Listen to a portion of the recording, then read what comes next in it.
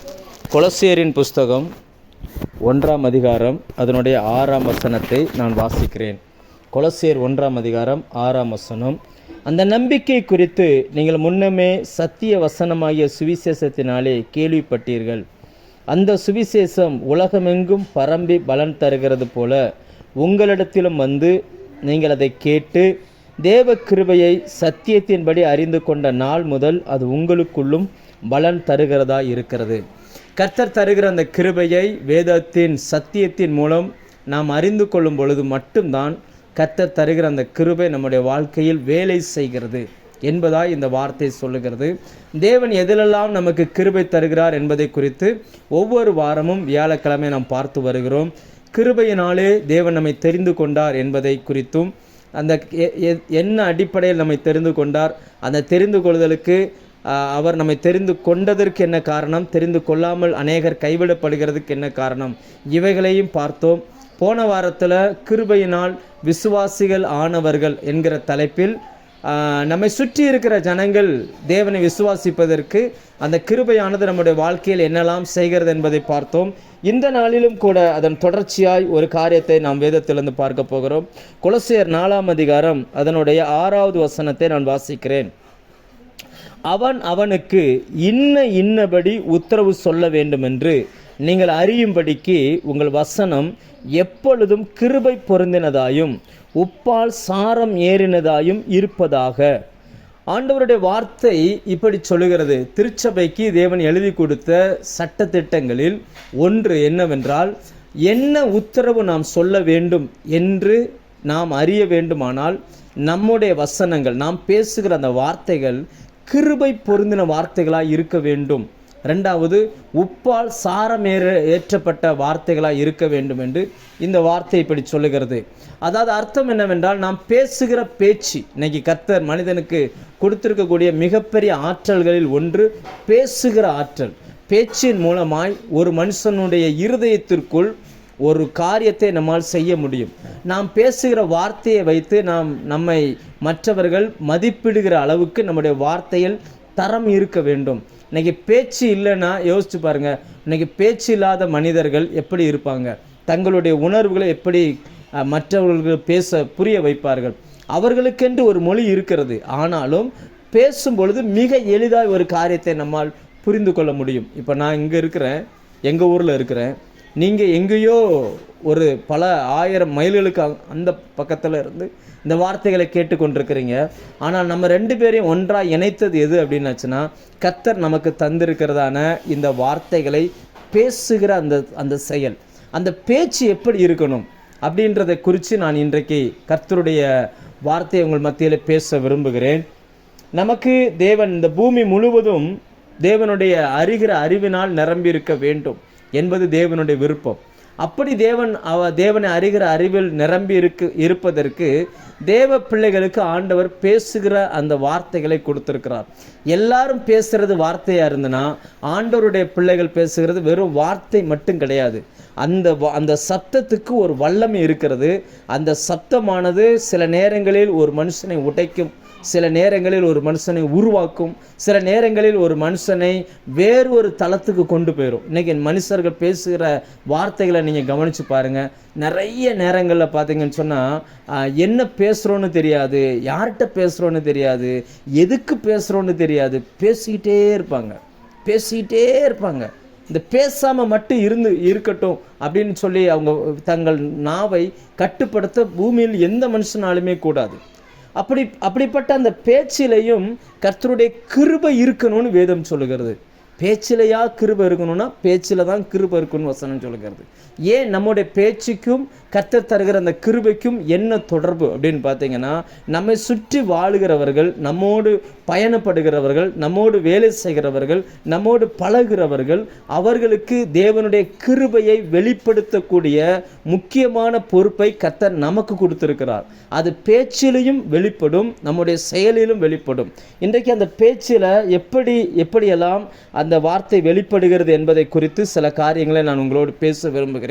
இதே வசனத்தை பொது மொழிபெயர்ப்பில் எப்படி போட்டிருக்காங்கன்னா, கிருபை பொருந்தினதாக இருக்கணும் அப்படின்றத எப்படி போட்டிருக்காங்கன்னா, இனியதாகவும் சுவை உடையதாகவும் இருக்கணும் அப்படின்னு, இனிமையான பேச்சாக இருக்கணும் அப்படின்னு போட்டிருக்காங்க.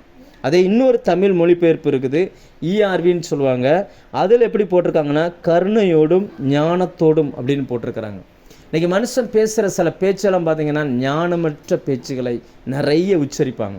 நம்ம வேதத்தில் நிறைய பார்க்க முடியும். நீங்கள் எக்ஸாம்பிளுக்காக சொல்கிறேன், அப்போஸ்தலர் 9ஆம் அதிகாரம் எடுத்திங்கன்னா அங்கே அப்போஸ்தலனாகிய பவுல், அது பழைய பேர் அந்த சவுல், அப்படி அவரை சந்திக்கும் பொழுது அவர் 3 நாட்கள் கண் தெரியாதவராய் ஒரு இடத்துல இருக்கிறார், ஜெபிக்கிறார். இப்போ அவரிடத்தில் அனுப்புவதற்காக ஒரு ஊழியக்காரனை கர்த்தர் ஆயத்தம் பண்ணுகிறார். நீங்கள் அப்போஸ்தலர் 9:10 வாசிங்கன்னா, தமஸ்குவிலே அனனியா என்னும் பேருள்ள ஒரு சீசன் இருந்தான்.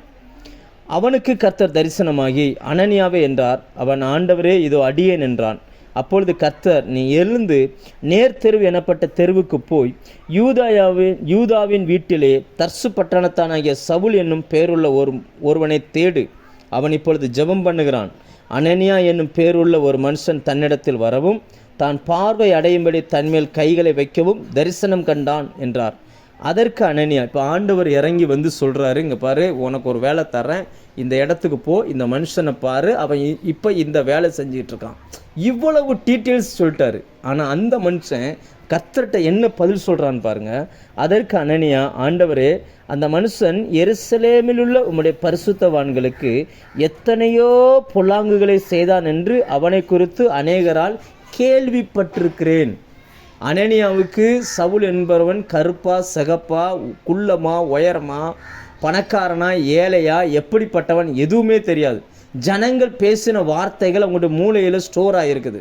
இப்போ தான் யாருக்கிட்ட பேசுகிறோன்னு தெரியாமலே பேசிக்கிட்டு இருக்கார். அவர், ஐயோ, அவங்க ரொம்ப மோசமான ஆளாச்சே, அங்கே போய் நீங்கள் என்னை போக சொல்கிறீங்களே அப்படின்ற மாதிரி சொல்ல ஆரம்பிக்கிறார். எதுக்காக இதை சொல்கிறேன்னா, நம்ம சில அநேக நேரங்களில் நாம் பேசுகிற அந்த வார்த்தைகள் யார்கிட்ட பேசுகிறோம், எங்கே பேசுகிறோம், என்ன அர்த்தத்தில் பேசுகிறோம், இவைகள் நாம் மறந்தே போய்விடுகிறோம். இந்த வார்த்தைகள் நாம் பேசுவதற்கும் கர்த்தருடைய கிருபை நமக்கு தேவையாக இருக்குது. அந்த கிருபை இருந்தால் மட்டும்தான் நம்மை சுற்றி இருக்கிற ஜனங்களுக்கு கர்த்தரை நம்மால் சரியான விதத்தில் காட்ட முடியும். லூக்கா 4ஆம் அதிகாரம் 22ஆம் வசனத்தில் இயேசு தாம் வளர்ந்த ஊராகிய அந்த நாசரேத்து ஊரில் அந்த தேவாலயத்தில் பிரசங்கிக்க எழுந்து நிற்கும் பொழுது 22வது வசனம் இப்படி சொல்லுகிறது, அவர் வேத வசனத்தை வாசித்து விட்டு அந்த தோலை சுருட்டி கொடுத்தார். 20லேருந்து வாசிக்கிறேன். வாசித்து புஸ்தகத்தை சுருட்டி பணிவிடைக்காரனிடத்தில் கொடுத்து உட்கார்ந்தார். ஜப ஆலயத்தில் உள்ள எல்லாருடைய கண்களும் அவர் மேல் நோக்கமாயிருந்தது. அப்பொழுது அவர் அவர்களுடைய பேசத் தொடங்கி, உங்கள் காதுகள் கேட்க இந்த வேத வாக்கியம் இன்றைய தினம் நிறைவேறிற்றென்றார். எல்லாரும் அவருக்கு நற்சாட்சி கொடுத்து அவருடைய வாயிலிருந்து புறப்பட்ட கிருபையுள்ள வார்த்தைகளை குறித்து ஆச்சரியப்பட்டு, ஆண்டவர் பேசுகிற அந்த வார்த்தை கிருபையுள்ள அந்த வார்த்தையாக இருந்திருக்குது. அதை கேட்க கேட்க அவ்வளோ ஆசையாக இருந்திருக்குது. எல்லாரும் ஆச்சரியப்பட்டார்களாம். எல்லாரும் ஆச்சரியப்படுகிறார்கள். நாம் பேசுகிற வார்த்தைகளை வைத்து ஜனங்கள் நம்மிடத்தில் சேரணுமா சேரக்கூடாதா இதை முடிவு பண்ணுகிறார்கள். யாத்ராகமம் 5ஆம் அதிகாரத்தில் யாத்ராகமம் 4ஆம் அதிகாரத்தில் 11-12 இந்த வசனத்தை படித்தீங்கன்னா, மோசையோடு கர்த்தர் ஊழியத்திற்கு அழைக்கும் பொழுது அநேக காரியங்களை அவர் சொல்லிக்கிட்டே இருக்கிறார். திரும்ப திரும்ப திரும்ப சொல்லும்போது அடிக்கடி தன்னுடைய பலகீனத்தை சொல்லுகிறார். என்னால் பேச முடியாது, என்னால் இப்போ இப்படி பண்ண முடியாது, அப்படி பண்ண முடியாது, பேசிக்கிட்டே இருக்கும்போது மெயினாக ஒரு வார்த்தை சொல்லிக்கிட்டே இருக்கார், எனக்கு பேச தெரியாது, நான் நான் உள்ளவன், திக்குவாய் உள்ளவன், அடிக்கடி இந்த வார்த்தை சொல்லிக்கிட்டே இருந்த உடனே அங்கே ஆண்டவர் சொல்கிறாரு, 11-12 வாசிக்கிற 4ஆம் அதிகாரம் 11-12. அப்பொழுது கர்த்தர் அவனை நோக்கி, மனுஷனுக்கு வாயை உண்டாக்கிறவர் யார்? ஊமையனையும் செவிடனையும் பார்வையுள்ளவனையும் குருடனையும் உண்டாக்கினவர் யார்? கர்த்தராகிய நான் அல்லவா? ஆதலால் நீ போ, நான் உன் வாயோடு இருந்து நீ பேச வேண்டியதை உனக்கு போதிப்பேன் என்றார். கர்த்தர் இன்றைக்கும் மனிதர்களுக்கு பேச வேண்டியவைகளை போதிக்கிறார். அவர் சொல்லித் தருகிறார். அந்த சொல்லித் தருகிற அந்த செயலுக்கு தான் கிருபைன்னு வேதம் சொல்லுகிறது. இன்னைக்கு நாம் பேசுகிற வார்த்தைகள் கிருபை நிறைந்த வார்த்தைகள் தானா என்பதை இந்த காலை வேளையில் நாம் கொஞ்சம் யோசித்து பார்ப்போம். கிருபை நிறைந்த வார்த்தைகளை நாம் பேசினால் என்ன நடக்கும்? அல்லது எந்த சூழ்நிலையில் அப்படிப்பட்ட வார்த்தைகள் நமக்கு கொடுக்கப்படும், நாம் அவைகளை எப்படி உபயோகிக்க வேண்டும் என்பதை குறித்து நான் உங்கள் மத்தியில் சில காரியங்களை பேச விரும்புகிறேன். பரிசுத்த ஆவியானவர் நம்மோடு கூட பேசுவாராக. முதலாவது நீதிமொழிகள் 25ஆம் அதிகாரம் அதனுடைய 15வது வசனம் இப்படி சொல்லுகிறது. அந்த 15வது வசனத்தில் ரொம்ப பிரபலமான ஒரு வார்த்தை எழுதப்பட்டிருக்கிறது. நான் அதை வாசிக்கிறேன். நீதிமொழிகள் 25:15. நீண்ட பொறுமையினால் பிரபுவையும் சம்மதிக்க பண்ணலாம், இனிய நாவு எலும்பையும் நுறுக்கும். நீண்ட பொறுமையினால் பிரபுவையும் ஆளுகிற தலைவரையும் சம்மதிக்க பண்ண முடியுமா? அடுத்து சொல்கிறாரு, இனிய நாவு எலும்பையும் நுறுக்கும். நாக்குக்கு எலும்பே கிடையாது, நாக்கில் எலும்பே இருக்காது. ஆனால் அந்த நாக்கு நினச்சிச்சுன்னா எலும்பையும் உடைக்கக்கூடிய தன்மை இருக்குதான். ஒரு முறை வேடிக்கையாக ஒருவர் ஒரு சம்பவத்தை சொன்னார். இந்த நாக்குக்கும் பல்லுக்கும் ஒரு போட்டி வந்துச்சான். இந்த பல்லெல்லாம் சேர்ந்து சொல்லிச்சான், நாங்கள் 32 பல்லு இருக்கிறோம், நீ ஒத்த ஆள், எங்கிட்ட ரொம்ப மோதாத, நாங்கள் கடித்தோம்னா உன்னால் ஒன்றுமே பண்ண முடியாது அப்படின்னு. அப்போ அந்த நாக்கு சொல்லிச்சான், நான் ஒத்த ஆள் தான், நான் நினச்சேன்னா உங்கள் 32 பேரையுமே காலி பண்ணிடுவேன் அப்படின்ச்சான். எத்தனை பேருக்கு புரிஞ்சிச்சின்னு தெரில. இந்த நாக்கு பேசுகிற விதத்தில் பேசுச்சுன்னா, சிலர்லாம் சொல்லுவாங்கள்ல, வாயை அளந்து பேசு இல்லைன்னா பல்லெல்லாம் தெரிச்சிடும் அப்படின்னு.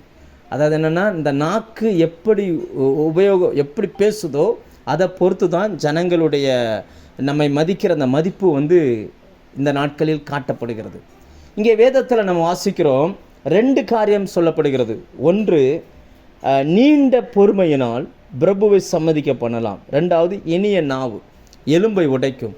இந்த நீண்ட பொறுமை அப்படின்றது எங்கே வருது, எதோடு தொடர்புடைய வார்த்தை அப்படின்னா, லூக்கா 18ஆம் அதிகாரத்தில் சோர்ந்து போகாமல் எப்பொழுதும் ஜெபம் பண்ண வேண்டும் என்பதை குறித்து இயேசு ஒரு ஓமையை சொல்லுகிறார். அந்த ஓமையை சொல்லும் பொழுது ஒரு ஏழை விதவை, அதாவது வயதான ஒரு விதவை, அதே ஊரில் ஒரு அநீதி உள்ள ஒரு நியாயாதிபதி, இந்த 2 பேருக்குமான இந்த விஷயத்தை சொல்லிக்கிட்டே வரும் பொழுது ஒரு இடத்துல சொல்லுகிறார், நெடுங்காலம் வெகுகாலம் அவனுக்கு மனதில்லாது இருந்தது. வெகுகாலம் மனதில்லாது இருந்துட்டு அதுக்கப்புறம் என்னென்னா, அடிக்கடி இவள் என்னை அலட்டாத படிக்கு இவளுக்கு நான் நீதி செய்வேன் என்று அவன் தனக்குள்ளே சொல்லி கொண்டான். அப்படி சொல்லி முடிக்கிறார். முடிச்சுட்டு அடுத்த வார்த்தை சொல்லும் என்ன அப்படின்னாச்சுன்னா, இந்த வசனத்தை வாசிக்கிறேன், 17வது வசனம் 6லேருந்தே வாசிக்கிறேன். கர்த்தர் அவர்களை நோக்கி, அநீதியுள்ள அந்த நியாயாதிபதி சொன்னதை சிந்தித்து பாருங்கள். அந்தபடியே தேவன் தம்மை நோக்கி இரவும் பகலும் கூப்பிடுகிறவர்களாகிய தம்மால் தெரிந்து கொள்ளப்பட்டவர்களின் விஷயத்தில் நீடிய பொறுமை உள்ளவராய் இருந்து அவர்களுக்கு நியாயம் செய்யாமல் இருப்பாரோ. நீடிய பொறுமை என்பது ஜெபத்தோடு தொடர்புடைய ஒரு வார்த்தை, ஜெபிக்கிறவர்களோடு தொடர்புடைய வார்த்தை, தேவனோடு தொடர்புடைய வார்த்தை. அங்கே சொல்லுகிறது, நீடிய பொறுமையும் அந்த இனிய நாவையும் கம்பேர் பண்ணி கர்த்தருடைய வார்த்தை சொல்லுகிறது. நாக்குக்கு ஒரு தன்மை இருக்குதான், இனிமையான வார்த்தைகளை பேசுகிற நாக்குக்கு ஒரு தன்மை இருக்குதான், எலும்புகளை அது உடைக்கும். நம்ம ஏற்கனவே அதான் நம்ம முன்னாடி வாசித்த இந்த கொலோசியர் 4:6 பொது மொழிபெயர்ப்பில் எப்படி போட்டிருக்கிறாங்கன்னா, இனிமையானதாகவும் சுவையுடையதாகவும் அந்த வார்த்தை இருக்கணும். இனிமையான பேச்சுகளை பேசுகிற அந்த நாவுக்கு எலும்புகளை உடைக்கும் தன்மை இருக்குன்றாங்க. வேதத்தில் ஆவிக்குரிய சில அர்த்தங்கள் இருக்குது. அதில் எலும்பு அப்படின்ற அந்த வார்த்தைக்கு என்ன மீனிங் போட்டிருக்கிறாங்கன்னா, உபதேசம் என்கிற வார்த்தையை போட்டிருக்கிறாங்க. உபதேசம், அதாவது எகிப்திலிருந்து புறப்பட்ட இஸ்ரவேல் ஜனங்கள் கானானுக்கு போய் சேருகிற வரைக்கும் யோசேப்பினுடைய எலும்புகளை சுமந்து கொண்டு திரிந்தார்கள். இன்னைக்கு அந்த உபதேசம் நமக்கு ரொம்ப ரொம்ப முக்கியம். கர்த்தர் எழுதி கொடுத்த வேத பிரமாணம், அல்லது கர்த்தர் எழுதி கொடுத்த சட்டத்திட்டங்கள், அல்லது கர்த்தர் எழுதி கொடுத்த பிரமாணங்கள் இனிமையான நாவுகளை உச்சரிக்கும் பொழுது சில நேரங்களில் அந்த பிரமாணங்களை கூட அந்த மனுஷன் உடைச்சிருவான், அந்த பிரமாணத்தை கூட மாற்றிடுவான். நான் சொல்கிறது உங்களுக்கு கரெக்டாக ஆவியான புரிய வைப்பாராக. அதாவது என்னென்னா, தேவன் சில காரியங்களை எழுதி வச்சிருப்பார், இப்படி தான் இருக்கணும்னு சொல்லி. ஆனால் சில மனிதர்களுடைய இனிமையான அந்த வார்த்தைகள் அல்லது அவங்களுடைய விசுவாசம் அந்த பிரமாணத்தையே பிரேக் பண்ணிடும். ஃபார் எக்ஸாம்பிள், ஒரு முறை இதே ப்ரேயர் லைனில் நான் பிரசங்கம் பண்ணியிருக்கிறேன்.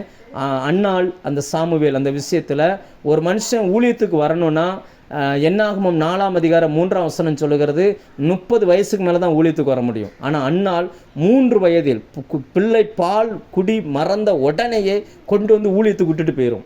அந்த 3 வயசு குழந்தை அந்த வளர்ந்து பெரியவனாகிறதுக்குள்ள தேவன் அந்த மனுஷனை அங்கீகரித்திருப்பார். எப்படின்னா, தேவனே எழுதி வைத்த அந்த சட்டத்திட்டத்தை அவர் அந்த அன்னாள் என்கிற ஒரு தாயினுடைய அந்த விசுவாசம் பிரேக் பண்ணிடும். இங்கே நம்ம பார்க்கிறோம், இனிய நாவு எலும்பை உடைக்கும். நாம் பேசுகிற அந்த வார்த்தைக்கு சில நேரங்களில் தேவனே எழுதி வைத்திருக்கிற சில சட்டத்திட்டங்களை கூட பிரேக் பண்ணக்கூடிய ஒரு வல்லமை இருக்குது. நான் உங்களுக்கு சொல்ல புரிஞ்சிடும். ஒரு எக்ஸாம்பிளுக்காக நான் ஒரு காரியத்தை சொல்லுகிறேன். நம்ம எல்லாருக்கும் தெரிந்த ஒரு உதாரணம், 1 சாமுவேல் 17ஆம் அதிகாரத்தில் ஒரு யுத்தம் வருகிறது.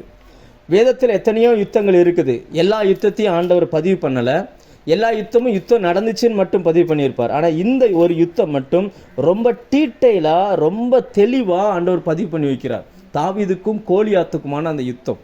அந்த யுத்தத்தில் தாவீதை அந்த யுத்தத்துக்கு போகிறதுக்கு, அந்த யுத்தம் போய் பண்ணுறதுக்கு நிறைய தடைகள் வந்துக்கிட்டே இருக்குது. என்ன காரணம் அப்படின்னு நீங்கள் பார்த்தீங்கன்னா, என்னாகமம் 1ஆம் அதிகாரத்திலிருந்து ஸ்டார்ட் ஆகுது. என்னாகமம் 1ஆம் அதிகாரம் 3ஆம் வசனத்திலேருந்து படிச்சிங்கன்னா, 20 வயசுக்கு மேற்பட்டவர்கள் தான் அந்த காலத்தில் யுத்தத்துக்கு போக முடியும்.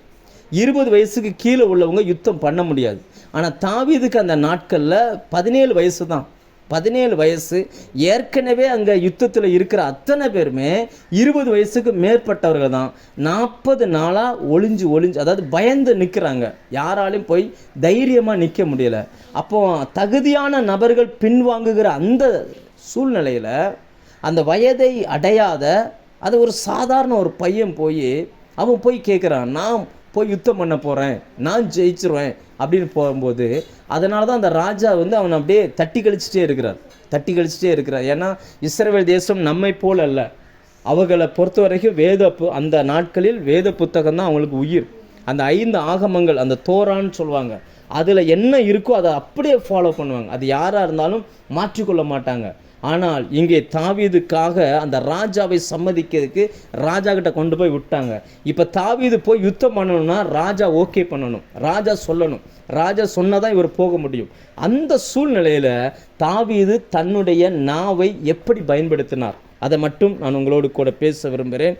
1 சாமுவேல் 17ஆம் அதிகாரத்தில் 33 நான் அந்த வசனத்தை வாசிக்கிறேன். அப்பொழுது சவுல் தாவீதை நோக்கி, இந்த பெலிஸ்தீனோட எதிர்த்து யுத்தம் பண்ண உன்னாலே ஆகாது, யூ நாட் குவாலிஃபைடு, உன்னால் முடியாது அப்படின்றார். உன்னால் முடியாது, நீ இளைஞன், அவனோ தன் சிறு வயது முதல் யுத்த வீரன் என்றான். தாவீது சவுலை பார்த்து, உம்முடைய அடியான் என் தகப்பனுடைய ஆடுகளை மேய்த்து கொண்டிருக்கிற போது ஒரு விசை ஒரு சிங்கம், ஒரு விசை ஒரு கரடியும் மந்தையிலிருந்து ஒரு ஆட்டை பிடித்து கொண்டது. நான் அதை தொடர்ந்து போய் அதை அடித்து அதன் வாய்க்கு தப்புவித்தேன். அது என்மேல் பாய்ந்த போது நான் அதன் தாடையை பிடித்து அதை அடித்து கொன்று போட்டேன். அந்த சிங்கத்தையும் அந்த கரடியையும் உமன் அடியானாகிய நான் கொன்றேன். விருத்த சேதனமில்லாத இந்த பெலிஸ்தனும் அவைகளில் ஒன்றைப் போல இருப்பான்.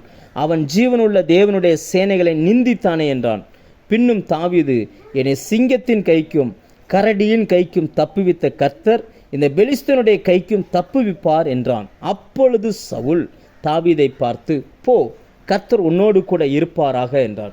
இந்த சம்பவத்தை நல்ல மைண்டில் வச்சுக்கோங்க. ஒரு ஏலா பள்ளத்தாக்கு என்று சொல்லுகிற ஒரு பள்ளத்தாக்கில் இந்த யுத்தம் நடக்குது. ஒரு பக்கத்தில் இஸ்ரவேல் ஜனம் நிற்குது, இன்னொரு பக்கத்தில் பெலிஸ்தருடைய ஜனம் நிற்குது. இது 2 தனிப்பட்ட நபர்களுக்கான ஒரு யுத்தம். அந்த அந்த அந்த கோலியாத்து என்னன்னா, உங்களில் ஒருவன் வந்து என்னை ஜெயிச்சிட்டா நானும் என்னுடைய படைகளும் உங்களுக்கு அடிமைன்றாங்க. ஒருவேளை நான் ஜெயிச்சிட்டா நீங்களும் உங்களுடைய படைகளும் எனக்கு அடிமை. இதுதான் அங்கே நடந்த அந்த டீலிங். இப்படி சூழ்நிலையில் யாருமே போக முடியாத ஒரு சூழ்நிலையில் கர்த்தர் தாவீதை அந்த இடத்துக்கு அனுப்புகிறார். தாவீது எப்படி சம்மதிக்க பண்ணார்னா, அந்த இனிமையான அந்த நாக்கு, அவர் அதை பயன்படுத்துகிறார், அந்த வார்த்தையை பயன்படுத்துகிறார். அந்த ராஜா கிட்ட சொல்கிறாரு, ஒரு கரடியும் ஒரு சிங்கத்தையும் ஜெயிச்சே அப்படின்றார். நீங்கள் யோசிச்சு பாருங்க, ஒரு 17 வயசு பையனால் உங்கள் வீட்டில் ஒரு 17 வயசில் ஒரு பையன் இருக்கான்னா சிங்கத்தை ஜெயிக்க முடியுன்ற நம்பிக்கை ராஜாவுக்குள்ளே வருமா? ஆனால் இவர் பேசின அந்த விதம் அந்த ராஜாவை சம்மதிக்க வைத்தது. அவன் சொல்கிறான் பாருங்க, சிங்கத்தின் கைக்கும் கரடியின் கைக்கும் தப்புவித்தவர் இந்த பெலிஸ்தீனின் கைக்கும் என்னை தப்புவிப்பார் அப்படின்றார். அதாவது பிரசன்ட்ல இருக்கிற பிரச்சனையை மேற்கொள்றதுக்கு கடந்த காலத்தின் வெற்றியை அந்த மனுஷன் பயன்படுத்துகிறான். இதை இன்னைக்கு அப்படியே நம்முடைய வாழ்க்கைக்கு கொண்டுட்டு வாங்க. ஒரு பக்கம் தேவனும் தேவ தூதர்களும் நம்முடைய வாழ்க்கையை கண்காணித்து கொண்டிருக்கிறார்கள்.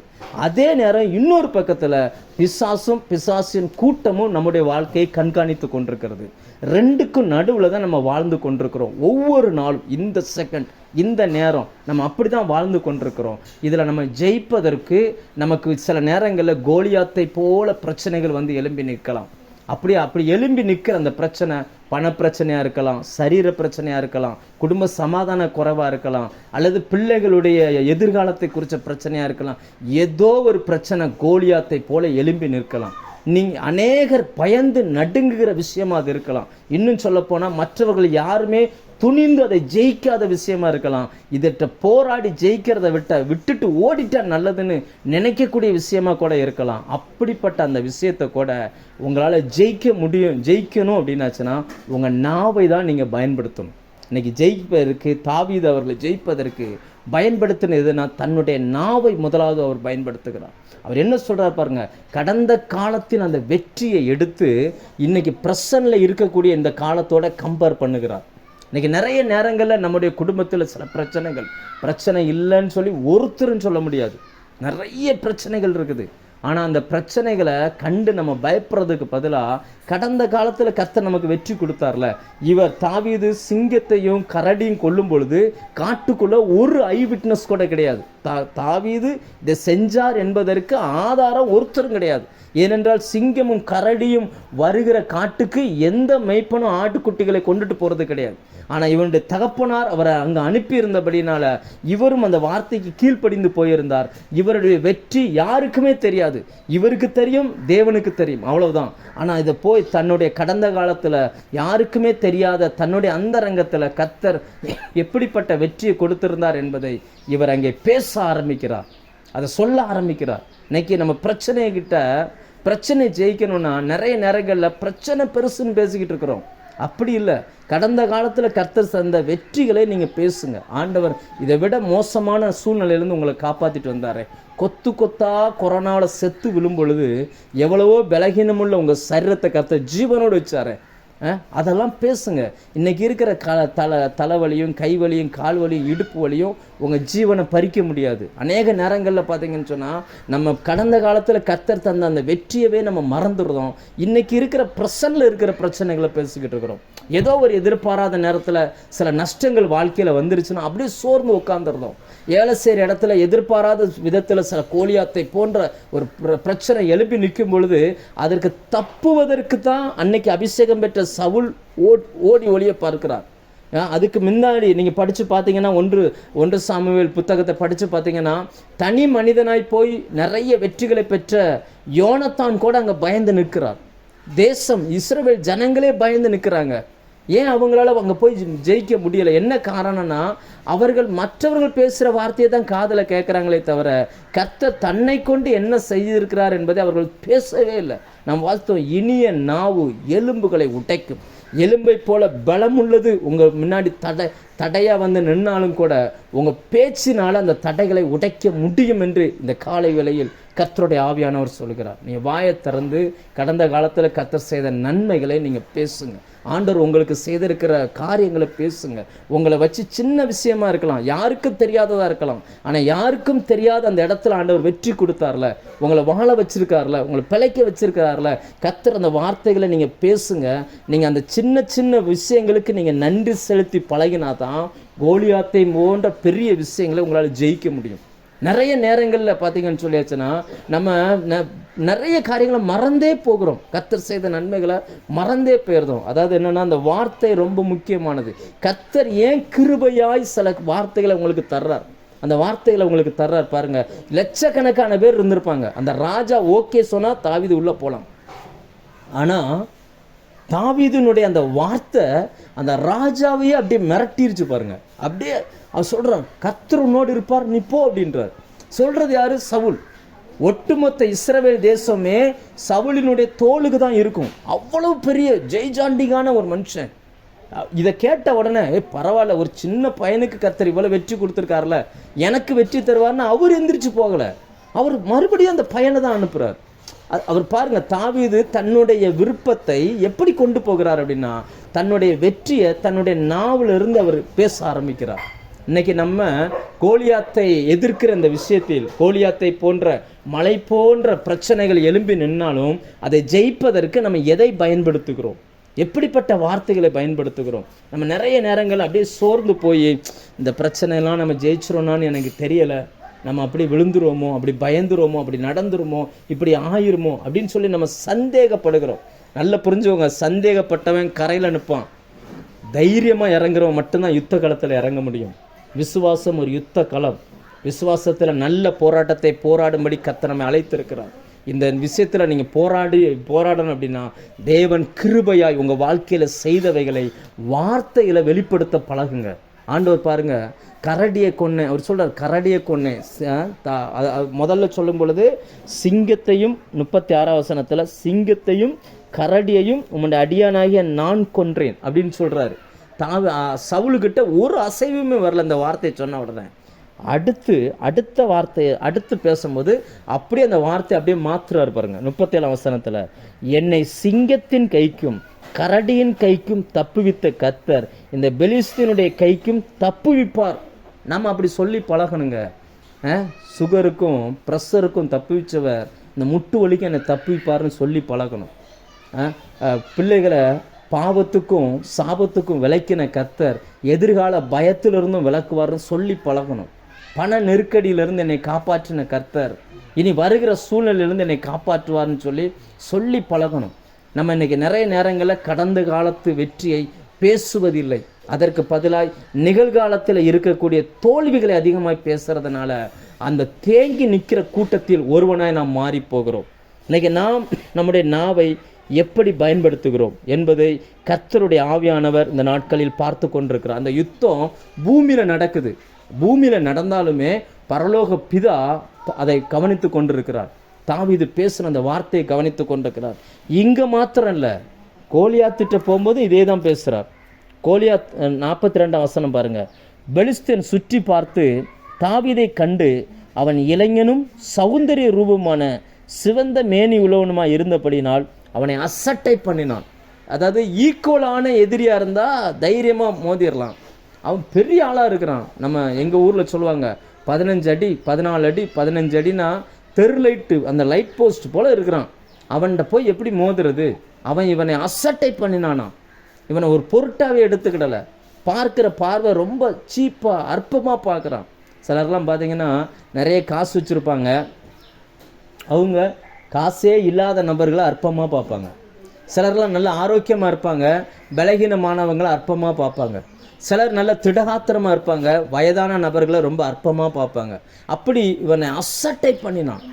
அந்த இடத்துல கூட அவருடைய பேச்சு எப்படி இருந்துச்சு அப்படின்னாச்சுன்னா, 45 வசனம் வாசிக்கிறார். அப்பொழுது தாவீது பெலிஸ்தனை நோக்கி, நீ பட்டயத்தோடும் ஈட்டியோடும் கேடகத்தோடும் என்னிடத்தில் வருகிறாய், நானோ நீ நிந்தித்த இஸ்ரவேலுடைய இராணுவங்களின் தேவனாகிய சேனைகளுடைய கர்த்தரின் நாமத்தினாலே உன்னிடத்தில் வருகிறேன். இன்றைய தினம் கர்த்தர் உன்னை என் கையில் ஒப்பு கொடுப்பார். நான் உன்னை கொன்று உன் தலையை உன்னை விட்டு வாங்கி பெலிஸ்தனுடைய பாளையத்தின் பிணங்களை இன்றைய தினம் ஆகாயத்து பறவைகளுக்கும் பூமியின் காட்டு மிருகங்களுக்கும் கொடுப்பேன். அதனாலே இஸ்ரவேலில் தேவன் ஒருவர் உண்டென்று பூலோகத்தார் எல்லாரும் அறிந்து கொள்வார்கள். நம்ம கட்டாயமாக உங்களை எதிர்த்து நிற்கிற பெலிஸ்தேனோடு நீங்கள் யுத்தம் பண்ணி தான் ஆகணும். அவனை ஜெயிச்சு தான் ஆகணும். ஏன் கர்த்தர் இந்த யுத்தத்தில் உங்கள் நாவை பயன்படுத்துவதற்கு கிருபை உள்ள வார்த்தையை தர்றாருன்னா, அந்த வசனம் 46 வசனத்தின் பின்பகுதி சொல்லுகிறது, தேவன் ஒருவர் உண்டென்று பூலோகத்தார் எல்லாரும் அறிந்து கொள்வார்கள். உங்கள் சுற்றி இருக்கிறவங்க, உங்கள் வீட்டில் இருக்கிறவங்க, உங்கள் கூட வேலை செய்கிறவங்க, உங்களோடு பழகிறவங்க, உங்களோடு விசுவாச வாழ்க்கையில் உடன் வருகிறவங்க எல்லாருக்கும் உங்களுடைய வெற்றியின் மூலமாய் கர்த்தர் தன்னுடைய மகிமையை வெளிப்படுத்த விரும்புகிறார். அதனால் இந்த வார்த்தைகளை ஆண்டவர் உங்களுக்கு தர விரும்புகிறார். நல்ல ஆண்டவர்கிட்ட கேளுங்க. இருதயத்தின் நிறைவினால் வாய் பேசும். உங்கள் இருதயம் கடந்த காலத்தில் தேவன் செய்த நன்மையினால் நிரம்பி இருக்கணும்னு கேளுங்க. ஆண்டவரே என் இருதயத்தை அப்படி நிரப்புங்கன்னு சொல்லி கேளுங்க. ஏன்னா கர்த்தருக்கு மட்டும்தான் இருதயத்தை திருப்புகிற வல்லமை இருக்குது. ராஜாக்களின் இருதயம் கர்த்தருடைய கரத்தில் நீர்க்கால்களை போல் இருக்குது. அவர் தமக்கு சித்தமானபடி திருப்புகிறார். அவருக்கு மட்டும்தான் நம்ம இருதயத்தை சரிப்படுத்தக்கூடிய அந்த வல்லமை இருக்குது.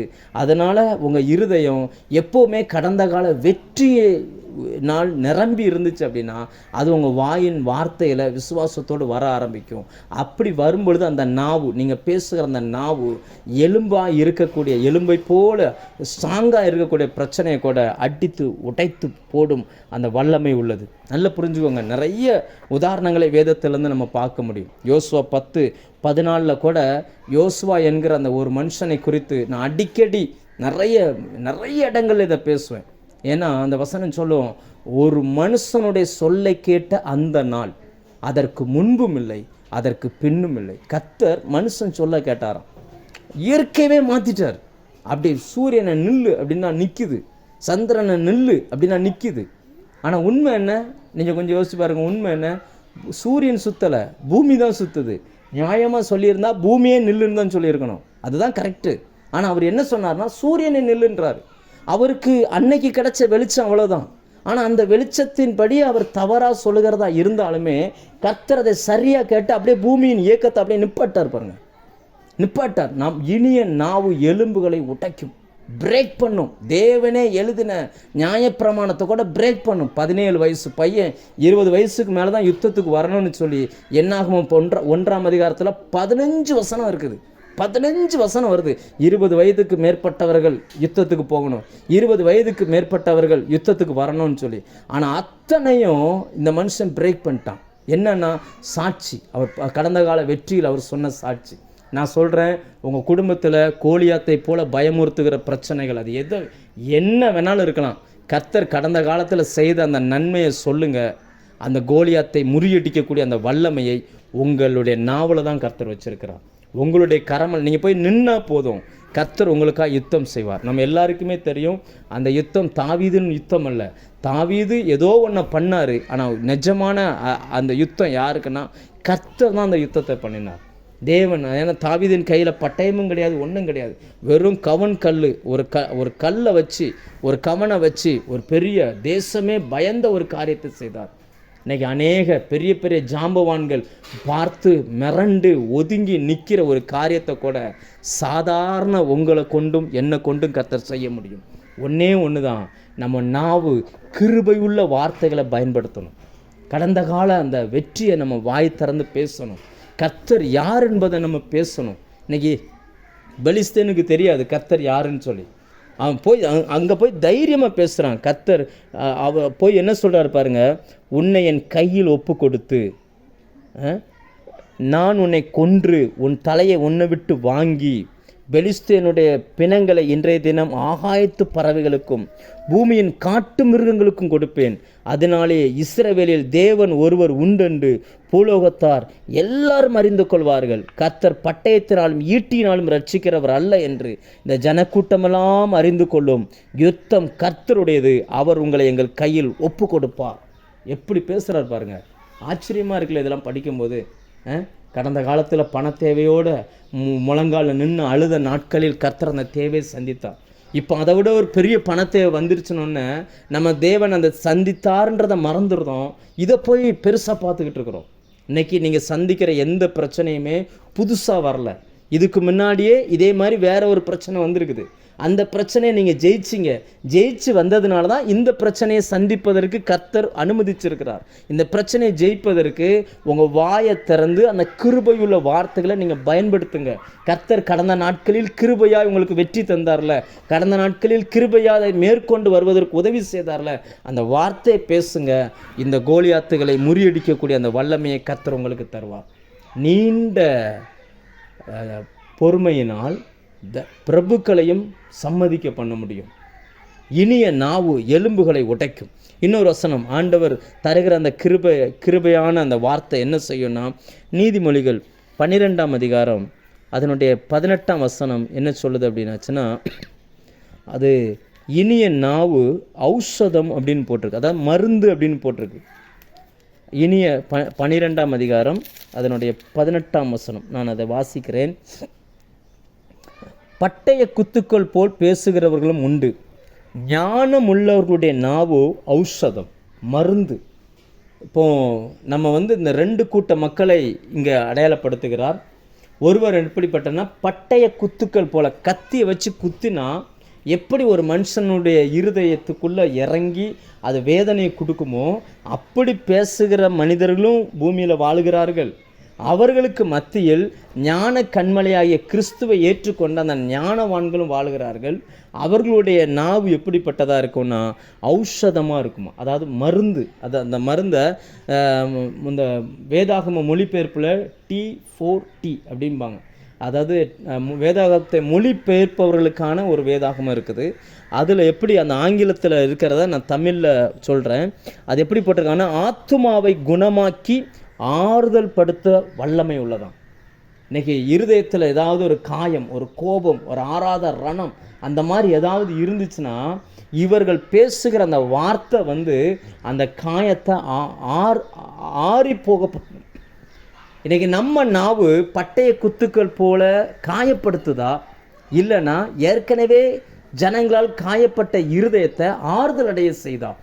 இதை வச்சு நம்ம கண்டுபிடிச்சிடலாம் கர்த்தர் நம்முடைய நாவில் கிருபையுள்ள வார்த்தையை வச்சிருக்கிறாரா, எப்படிப்பட்ட வார்த்தையை வச்சிருக்கிறான்னு தான் நம்ம கண்டுபிடிச்சிடலாம். நிறைய கிறிஸ்தவர்கள் நன்றாய் கர்த்தரை ஆராதிப்பார்கள், ஆனால் மனிதர்களிடத்தில் சரியாய் பேச தெரியாதவங்களுக்கு டக்குன்னு பேசிடுவாங்க. டக்குன்னு பேசி இருதயத்தை அப்படியே பட்டய குத்துக்கள், அந்த வசனம் சொல்லுது பாருங்க, பட்டய குத்துக்கள் போல் பேசுகிறவர்கள் உண்டு. இந்த காலை வேளையில் கர்த்தருடைய ஆவியானவர் நம்முடைய நாவை நாம் பயன்படுத்துவதை குறித்து எச்சரிக்க விரும்புகிறார். நான் இதில் ஒரு சம்பவத்தை சொல்லுகிறேன். 1 சாமுவேல் 25ஆம் அதிகாரத்தில் ஒரு சம்பவம் நாம் எல்லாரும் அறிந்திருக்கிறது படி, அங்கே நாபால் என்கிற ஒரு மனுஷன் இருக்கிறான். அந்த மனுஷன் நிறைய பெரிய செல்வந்தன், நிறைய ஆடு வைத்திருக்கிறான். ஆடுகளுக்கு அந்த இஸ்ரேல் தேசத்தில் மயிர் கத்தரிப்பதுன்னு சொல்லுவாங்க. 3 மாதத்துக்கு ஒரு முறை நிறைய ரோமங்கள் வளர்ந்துடும் அந்த ஆடுகளுக்கு. அந்த ரோமங்களை வெட்டுவாங்க. அதாவது ஒரு சில ஆடுகள்லாம் ஒரு ஆடு 10 கிலோ 15 கிலோ இருக்குமா அந்த ரோமங்கள். அப்போது ஆயிரக்கணக்கான ஆடுகள் இருக்கிறதுனால அது அவங்களுக்கு ஒரு பெரிய அன்னைக்கு பெரிய செல்வம், நிறைய பணம் வரும். அப்படி அப்படி அதை மயிர் கத்திரிக்கிறதுன்னு வேதம் சொல்லும். அப்படி கத்திரிக்கும் பொழுது என்ன பண்ணாங்கன்னா ஒரு பெரிய விருந்து போல பண்ணுவாங்க. அப்படி அவர் விருந்து பண்ணுகிற அந்த நேரத்தில் தாவீது தன்னுடைய நண்பர்களிடத்தில் தன்னோடு கூட இருந்த அந்த நபர்களில் ஒரு சில பேரை அனுப்பி சில காரியங்களை பேசும்படி சொல்லுகிறார். நமக்கு நேரம் இல்லை, அதனால் நான் உங்களுக்கு பாயிண்ட்ஸ் வசனம் சொல்கிறேன், நீங்கள் நோட் பண்ணிக்கோங்க. நான் மெயின் விஷயத்தை மட்டும் சொல்கிறேன். 1 சாமுவேல் 25 4 11 வரைக்கும் 11ஆம் வசனம் வரைக்கும் இவர்கள் போய் பேசுகிற அந்த சம்பவம் சொல்லப்பட்டிருக்கிறது. அதில் அந்த 11ஆம் வசனத்தில் அந்த நாபால் பதில் சொல்லுகிறான். அதாவது இவங்க போய் என்ன சொல்கிறாங்கன்னா, ஒரு நல்ல நாளில் வந்திருக்கிறோம், நாங்கள் உங்கள் ஆடுகளுக்கெல்லாம் பாதுகாப்பாக இருந்தோம், ஏதாவது இந்த இளைஞர்கள் சாப்பிட்றதுக்கு ஏதாவது கொடுங்கன்னு சொல்லி ஒரு உதவி கேட்குறார். ஒரு உதவியாக கேட்டு அனுப்புகிறார். ஒன்று கொடுக்கன்னு சொல்லணும், இல்லைன்னா இல்லைன்னு சொல்லணும். அவன் பேசுன அந்த பட்டய குத்துக்கள் போல் பேசுகிற அந்த வார்த்தை பாருங்கள். 10ஆம் வசனத்தில் 11ஆம் வசனத்தில் வாசிக்கிறேன். நாபால் தாவீதின் ஊழியக்காரருக்கு பிரதியுத்தரமாக, இன்னைக்கு ஊழியக்காரங்கிட்ட மனுஷன் எப்படி பேசுகிறான்றதை பாருங்கள். தாவீது என்பவன் யார்? ஈசாயின் குமாரன் யார்? தங்கள் எஜமான்களை விட்டு ஓடிப்போகிற வேலைக்காரர் இந்நாளில் அநேகர் உண்டு. நான் என் அப்பத்தையும் என் தண்ணீரையும் என் ஆடுகளை மயிர் கத்திரிக்கிறவர்களுக்காக நான் அடித்து சமையல் பண்ணிவித்ததை எடுத்து இன்ன இடத்தார் என்று நான் அறியாத மனுஷனுக்கு கொடுப்பேனோ.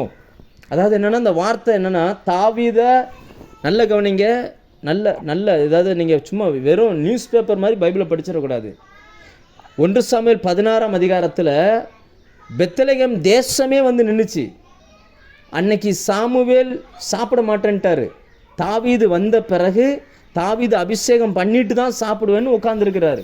அப்போ தேசத்துக்கே தெரியும் இவர் தான், தாவீது தான் அடுத்த ராஜான்னு சொல்லி. 10ஆவதுக்கு 17ஆம் அதிகாரத்தில் கோலியாத்தின் தலையை வேற வெட்டி அப்படி எடுத்து கொண்டுட்டு அந்த வீதி வழியாய் கொண்டு வந்த மனுஷன், நிறைய யுத்தங்களை பண்ணின மனுஷன். எல்லாருக்குமே தெரியும், தாவீதுனா தெரியாத ஆளே கிடையாது. ஆனால் இவன் போதையில் பணத்திமிரில் என்ன பண்ணுறோன்னு தெரியாமல் சொல்கிறான், தாவீது யார்? அதாவது என்னென்னா, ஒரு மனுஷனுடைய ஈகோவை டச் பண்ணக்கூடிய வார்த்தைகளை பேசுகிறான். இன்றைக்கு உங்கள் வீட்டில் இருக்கிறவங்க இந்த வார்த்தைகளை பேசக்கூடும், உங்களோடு வேலை செய்கிறவர்கள் இந்த வார்த்தைகளை பேசக்கூடும், உங்களோடு பழகினவர்கள் உங்களுக்கு வேதனை உண்டாக்க வேண்டும் என்று இப்படிப்பட்ட வார்த்தைகளை பேசக்கூடும். இவங்க பேசின அந்த வார்த்தை தாவீது கேட்ட மாத்திரத்தில் எவ்வளோ பெரிய கோபம். நீங்கள் பைபிளில் தாவீது இவ்வளவு கோபப்பட்டு நம்ம பார்க்கறது ரொம்ப ரேர். அவர் பாருங்கள், 23ஆம் வசனத்துலேருந்து 35ஆம் வசனம் வரைக்கும் அபிகாயில் பேசுகிறாங்க. ஆனால் 21, 22 அந்த 2 வசனத்திலும் பார்த்தீங்கன்னா தாவீது உடனே கோவப்படுகிறான்.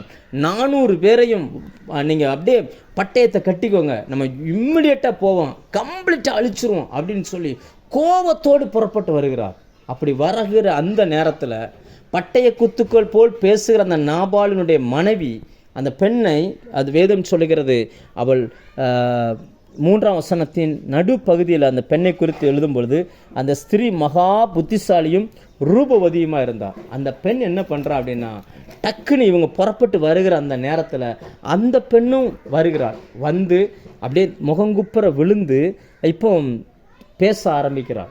இப்போ தாவீதுக்குள்ளே என்ன கோபம் அப்படின்னாச்சுன்னா, என்னையே தெரியாதுன்னு சொல்லிட்டானே, நான் யாருன்னு கேட்டானே, அதான் அவருக்கு கோபம். மற்றபடி வேறு ஒன்றும் கோபம் இல்லை. இவன் சாப்பாடு தரலனாலும் பிரச்சனை இல்லை, இங்கே இல்லைன்னா இன்னொரு இடத்துல. ஏன்னா கர்த்தர் என் மேய்ப்பராக இருக்கிறாருன்னு நம்பக்கூடிய ஆள் இவர். ஆனால் பிரச்சனை என்னென்னா, நான் யாருன்னு இன்றைக்கி நிறைய பேருடைய பிரச்சனையாக தான், நீ யார் அப்படின்னு கேட்டாங்கன்னா உடனே கோபம் வந்துடும். என்னையை பார்த்து எப்படி இந்த வார்த்தையை கேட்கலாம்? இன்றைக்கி எத்தனை பேருடைய இருதயம் உடையும்படி இந்த வார்த்தைகளை மனிதர்கள் பேசி இருக்கிறார்கள். அதில் பிரச்சனை என்னென்னா, அந்த கோபம் வந்த உடனே இந்த அம்மா போய் அதை எப்படி சமாதானப்படுத்துது பாருங்கள், எப்படி சாந்தப்படுத்துது. 23ஆம் வசனம் 25ஆம் வசனம் வாசிக்கிறேன். என் ஆண்டவனாகிய நீர் நாபால் என்னும் இந்த பேலியாளின் மனுஷனை ஒரு பொருட்டாக எண்ண வேண்டாம். அவன் பெயர் எப்படியோ அப்படி அவனும் இருக்கிறான். அவன் பெயர் நாபால், அவனுக்கு பைத்தியமும் இருக்கிறது. உம்முடைய அடியாளாகிய நானோ என் ஆண்டவன் அனுப்பின வாலிபரை காணவில்லை. இப்போதும் என் ஆண்டவனே, நீ இரத்தம் சிந்த வரவும் உம்முடைய கை நீதி சரிக்கட்டவும் கர்த்தர் உமக்கு இடம் கொடுக்கவில்லை என்பதை கர்த்தருடைய ஜீவனை கொண்டு சொல்லுகிறேன், உம்முடைய ஜீவனை கொண்டும் சொல்லுகிறேன். இப்பொழுதும் உம்முடைய சத்துருக்களும் என் ஆண்டவனுக்கு விரோதமாய் பொல்லாப்பு தேடுகிறவர்களும் நாபாலை போல ஆக கடவர்கள். இப்போதும் உமது அடியால் என் ஆண்டவனுக்கு கொண்டு வந்த காணிக்கையை ஏற்றுக்கொண்டு என் ஆண்டவனை பின்பற்றுகிற வாலிபருக்கு கொடுப்பீராக. உமது அடியாளின் பாதகத்தை மன்னியும். கர்த்தர் என் ஆண்டவனுக்கு நிலையான வீட்டை நிச்சயமாய் கட்டுவார்.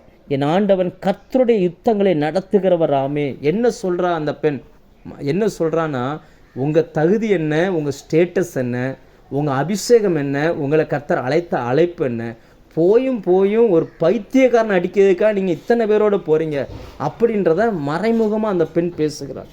இன்னும் பாருங்கள், 30ஆம் வசனத்தில் பாருங்கள், கர்த்தர் உம்மை குறித்து சொன்ன நன்மையின் படியெல்லாம் இனி என் ஆண்டவனுக்கு செய்து இஸ்ரவேலுக்கு அதிபதியாய் உம்மை நியமிக்கும் போது நீ விருதாவாய் இரத்தம் சிந்தாமலும் என் ஆண்டவனாகிய நீர் பழி வாங்காமலும் இருந்தது உண்டானால் அப்பொழுது என் ஆண்டவனாகிய உமக்கு துக்கமும் இராது, மன இடறுதலும் இராது.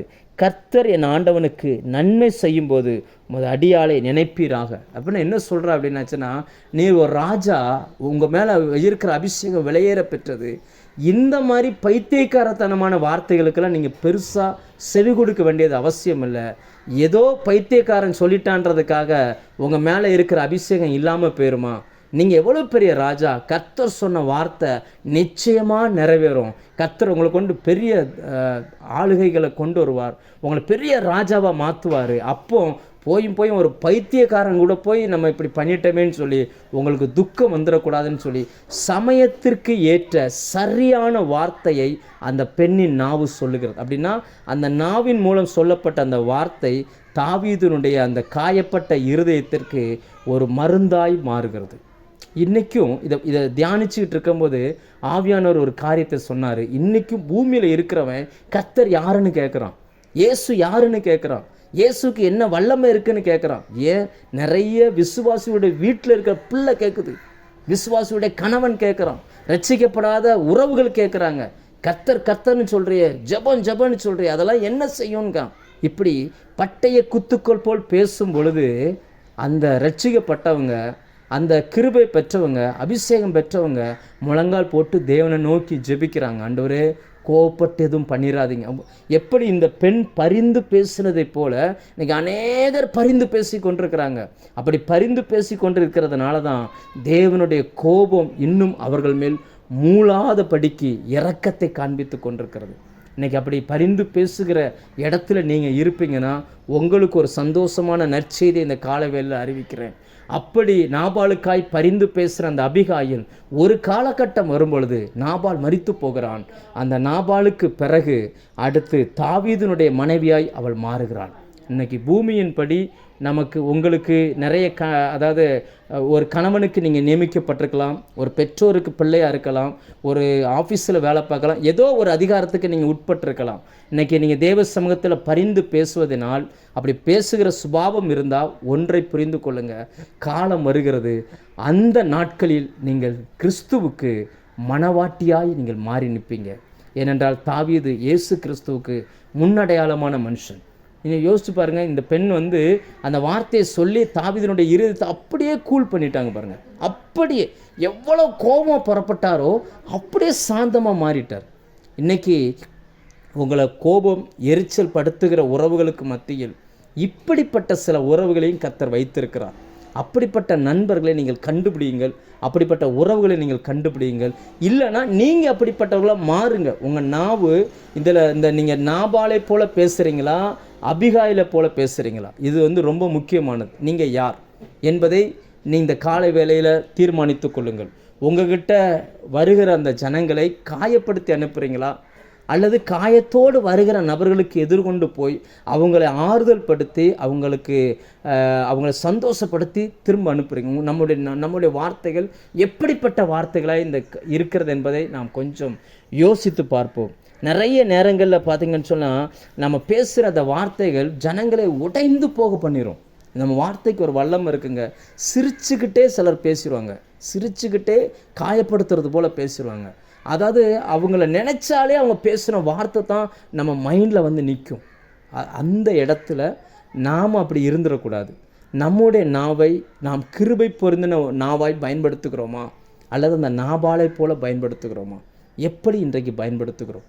தாவீதின் ஊழியக்காரரிடத்தில் அந்த நாபால் பேசின அந்த வார்த்தை அப்படியே தாவீதை உள்ளம் உடைய பண்ணினது போல இன்றைக்கி நிறைய நபர்கள் அநேக நேரங்களில் பேசுகிற அந்த வார்த்தை இருக்குது பாருங்கள், மோசமான வார்த்தை. நம்ம மனுஷன் நினைக்கிறான் காத்தோடு போகிற வார்த்தை தானேன்னு சொல்லி. இல்லவே இல்லை. கர்த்தர் ஒவ்வொரு வார்த்தையும் பரலோகத்தில் ரெக்கார்ட் பண்ணிக்கிட்டு இருக்கிறார், ரெஜிஸ்டர் பண்ணிக்கிட்டு இருக்கிறார். மனுஷன் பேசுகிற வார்த்தைகள் யாவையும் குறித்து நியாய தீர்ப்பு நாளில் அவன் கணக்கு ஒப்புவிக்க வேண்டும். இந்த நாட்களில் நான் தேவன் தருகிற அந்த கிருபை, பேசுகிறது ஒரு கிருபைங்க. எல்லாருக்கும் இந்த வாய்ப்பை தேவன் கொடுக்கலை, எல்லாருக்கும் இந்த வாய்ப்பு கிடைக்கல. ஆனால் சிலருக்கு அந்த வாய்ப்பை தேவன் தாராளமாய் கொடுத்துருக்கிறார். அந்த கிருபை உள்ள அந்த வார்த்தையை நம்ம எங்கே பயன்படுத்துகிறோம், எப்படி பயன்படுத்துகிறோம்? நாம் பேசுகிற அந்த வார்த்தையை கேட்கிற இருதயங்கள் காயப்படுதா, சந்தோஷப்படுதா, ஆறுதல் அடையுதா? பாருங்கள், தாவீதை குறித்து அந்த அம்மா எவ்வளோ ஞானமான வார்த்தை பேசுது பாருங்கள். அது சொல்லுது பாருங்கள், ஒரு பைத்தியக்காரன் சொன்னதுக்காக நீங்கள் கோவப்படலாமா? நீங்கள் யாருன்னு அவன் ஒத்துக்கிடலான்றதுக்காக உங்கள் மேலே இருக்கிற அபிஷேகம் இல்லாமல் போயிடுமா? சில வீடுகளில் சொல்கிறாங்க, யார் ஜோமனாலும் ஒத்துக்கிடுவாங்க, மனைவி ஜோமனா ஒத்துக்கிட மாட்டாங்க. ஏன்னா நீ எல்லாம் ஒரு ஆளா, நீ ஜோமனி என்ன ஆயிரப்போகுது அப்படின்னு நினைக்கக்கூடியவங்க. நான் என்ன சொல்கிறேன், உங்கள் கூட இருக்கிறவங்க, அல்லது உங்களோடு கூட உடன் வசிக்கிறவங்க, வேலை பார்க்குறவங்க, உங்கள் சொந்த சபையில் இருக்கிறவங்க, யாராக வேணாலும் இருக்கட்டும், யார் உங்களுடைய அபிஷேகத்தை குறைத்து மதிப்பிட்டாலும் நீங்கள் சோர்ந்து போகாதிருங்கள். உங்களை அபிஷேகித்தவர் கர்த்தர், உங்களை கண்டுபிடித்தவர் அவர். உங்கள் நாவில் உங்கள் சிரசின் மேலே கர்த்தர் விலையேற பெற்ற அபிஷேகத்தை வைத்திருக்கிறார். தாவீது இன்னைக்கு வேணால் வனாந்தரத்தில் இருக்கலாம். அந்த பெண் சொல்கிறாள், இன்னைக்கு வேணால் நீங்கள் வனாந்தரத்தில் இருக்கலாம், அவனால் நீங்கள் குறைத்து மதிப்பிடப்படுகிற ஒரு இடத்துல இருக்கலாம். ஆனால் கர்த்தர் உங்களை நிச்சயமாக சொன்ன வார்த்தையின்படி உங்களை ராஜாவாக உயர்த்துவார். அன்னைக்கு என்னை கொஞ்சம் நினச்சிக்கோங்கய்யா அப்படின்னு சொல்கிறான் பாருங்கள். இன்றைக்கி தேவன் உங்கள் மேலே வச்ச அபிஷேகம் இன்றைக்கி வேணால் வேலை செய்யாமல் இருக்கலாம். வேலை செய்யலைன்னு அந்த வார்த்தை தப்பு. வேலை செய்யலைன்றதை விட உங்களை உருவாக்குவதற்காக சில இடத்துல உங்களை வச்சுருந்துருக்கலாம். ஆனால் தேவன் வைத்த அந்த அழைப்பும் கொடுத்த கிருபை வரங்களும் மாறாதது. உங்கள் மேலே வச்ச அந்த அபிஷேகம் வேலை செய்யும், கட்டாயமாக வேலை செய்யும். கண்டிப்பாக இந்த இந்த 2 பேரில் நம்முடைய நாவு எப்படிப்பட்டது என்பதை நாம் கொஞ்சம் புரிந்து நடந்து கொண்டால் நல்லது. கடைசியாக ஒரே ஒரு சம்பவத்தை சொல்லி நான் உங்களுக்காக ஜெபிக்க விரும்புகிறேன். சில நேரங்களில் நாம் பேசாமல் இருப்பது கூட நல்லதாய் மாறி போகிறது. அதாவது அந்த பேசுவதற்கு ஒரு கிருபை என்றால், சில நேரங்களில் பேசாமல் இருப்பதற்கும் ஒரு தனி கிருபை, அதாவது நம்முடைய நாவை கண்ட்ரோல் பண்ணுவதற்கு ஒரு கிருபை தேவைப்படுகிறது. நீங்கள் பைபிளில் மத்தேயு 27ஆம் அதிகாரம் 13 26, மார்க் 15ஆம் அதிகாரம் 3ஆம் வசனத்திலிருந்து 15, லூக்கா 23 10 25, யோவான் 18 39 40, இந்த 4 சுவிசேஷங்களிலும் ஒரு சம்பவம் எழுதப்பட்டிருக்குது. என்னன்னா, இயேசுவை அந்த பிலாத்து விசாரிக்கும் பொழுது இயேசு அமைதியாக இருந்தார். ஒரு வார்த்தை கூட பேசலை. பேசுவதற்கு வாய்ப்பு இருந்தது, அவர் பேசியிருக்க கூடும், பேசுவதற்கு வாய்ப்பு இருந்துச்சு, அவருக்கு வாய்ப்பு கொடுக்கப்பட்டது. ஆனால் அவர் ஒரு வார்த்தை கூட பேசலை. இன்றைக்கி எல்லா வீடுகளிலையும் போட வேண்டிய வசனம் அது. எல்லா வீட்லேயும் இயேசுவோ பேசாது இருந்தார்.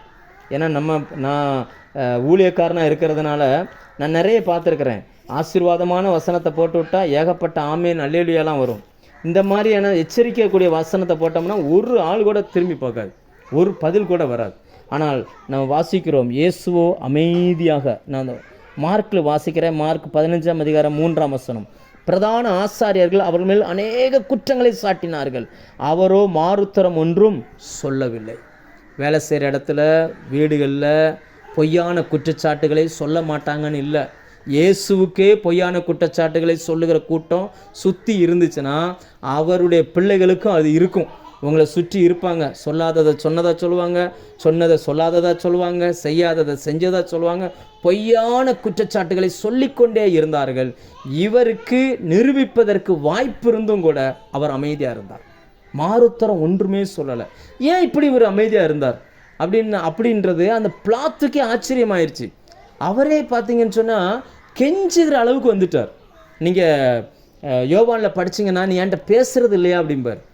நீ என்கிட்ட பேசுகிறது இல்லையா, என்னால் உன்னை விடுதலை ஆக்க முடியும் அப்படிலாம் சொல்கிறார். அப்போ ஆண்டவர் சொல்கிறார், பரத்திலிருந்து கொடுக்கப்பட்டால் ஒழிய என் மீது உமக்கு ஒரு அதிகாரமும் இல்லை அப்படின்றார்.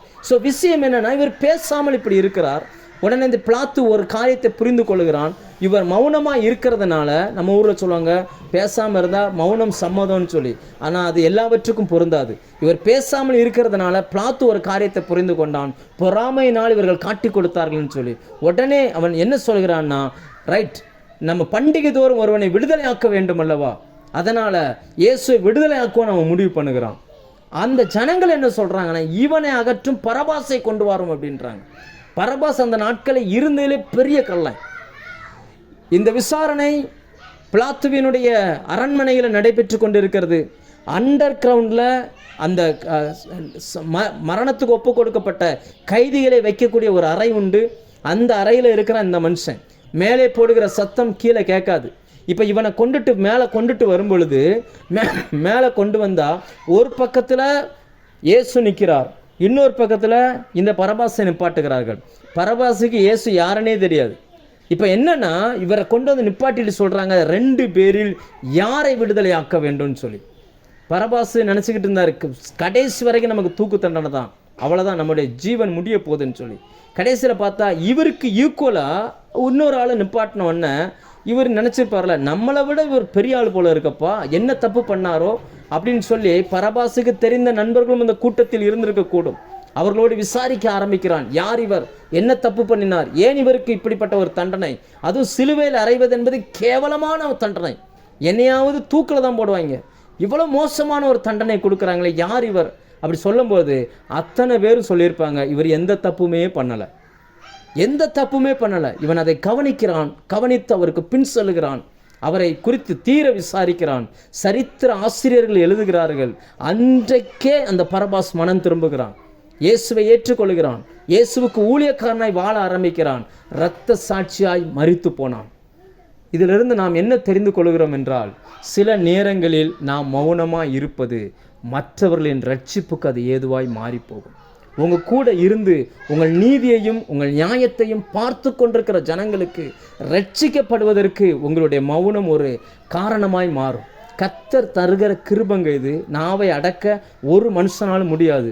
ஆனால் பரிசுத்த ஆவியானவர் இறங்கி வரும் பொழுது நாவை அவருடைய கண்ட்ரோலில் நீங்கள் கொடுத்துட்டீங்கன்னா எந்த சூழ்நிலையிலையும் மௌனமாக இருப்பதற்கு கர்த்தர் உங்களுக்கு பொறுமையை கர்த்தர் தரக்கூடும். இந்த நாட்களில் நான் ஒரு 3 பாயிண்ட் உங்கள் மத்தியில் வச்சிருக்கிறேன். கிருபை பொருந்தின வசனம், கிருபை பொருந்தின வார்த்தைகள். இன்றைக்கி நாம் பேசுகிற வார்த்தைகள் இனிய நாவு எலும்பை உடைக்கும். அதாவது ஞானமுள்ள நாவு ஔஷதம் மருந்தாய் மாறுகிறது. நாம் சில நேரங்களில் நம்முடைய நாவை அடக்கி கொண்டு மௌனமாய் இருப்பது நம்மை சுற்றி இருக்கிறவர்கள் ரட்சிக்கப்படுவதற்கு ஏதுவாய் மாறுகிறது. இந்த 3இல் நாம் எப்படி இருக்கிறோம்? இதில் எவ்வளவு தூரம் வளர்ந்திருக்கிறோம்?